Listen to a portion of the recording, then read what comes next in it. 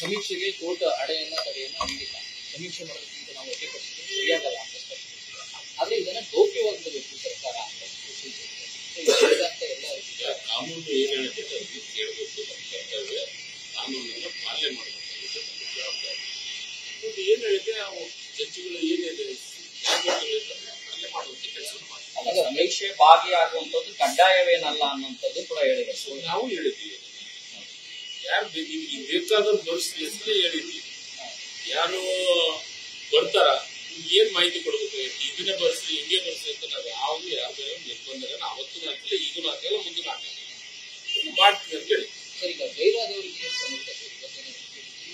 ಮತ್ತೆ ನಾವು ಮುಖ್ಯಮಂತ್ರಿಗಳ ಸಭೆ ಕರೆದು ಮಾತಾಡಿದ್ದೀವಿ. ತಾಂತ್ರಿಕ ದೋಷಗಳಾಗಿದ್ದಾವೆ. ನಾನು ಯಾರು ಗೈರಾಗಿದೆ, ಯಾರು ಗೈರಾಗಿದೆ? ಕೆಲವು ಶಿಕ್ಷಕರು ಸ್ಟಾಫ್ ಆಗಿದ್ದಕ್ಕೆ ಯಾರು ಧೈರ್ಯ ಆಗ್ತಾರೆ ಅವ್ರ ಮೇಲೆ ಕ್ರಮ ವಹಿಸಬೇಕಂತ ಸ್ಪಷ್ಟವಾದ ಸಂದೇಶವನ್ನ ನಿನ್ನೆ ಕ್ಯಾಬಿನೆಟ್ ಕೊಟ್ಟಿದ್ದಾರೆ. ಅದನ್ನ ಎಚ್.ಕೆ. ಪಾಟೀಲ್ರು ಮಾಧ್ಯಮಕ್ಕೂ ತಿಳಿಸಿದ್ದಾರೆ. ತಾಂತ್ರಿಕ ದೋಷಗಳು ಸಿಕ್ಕಾಪಟ್ಟೆ ಆಗ್ತಾ ಇದೆ. ತಾಂತ್ರಿಕ ದೋಷಗಳನ್ನು ಸರಿ ಮಾಡ್ತೀವಿ. ನ್ಯೂಸ್ ಫಸ್ಟ್ ನಿರ್ಭೀತಿಯಿಂದ ನಿಮ್ಮ ಪರವಾಗಿ.